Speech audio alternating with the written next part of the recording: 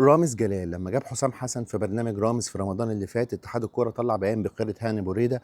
قال لك محدش من المنتخبات الوطنيه يطلع في البرامج الا باذن اتحاد الكوره. طب بالنسبه لحلمي طولان مدرب المنتخب التاني اللي بيطلع على طول في البرامج، وعصام الحضري واحمد حسن، هي دي بقى ازدواجيه المعايير اللي معموله مخصوصا عشان تغلس على حسام حسن، خصوصا ان حسام حسن في برنامج رامز قال لك لما ساله تنصح زيزو يروح الاهلي قال له اه.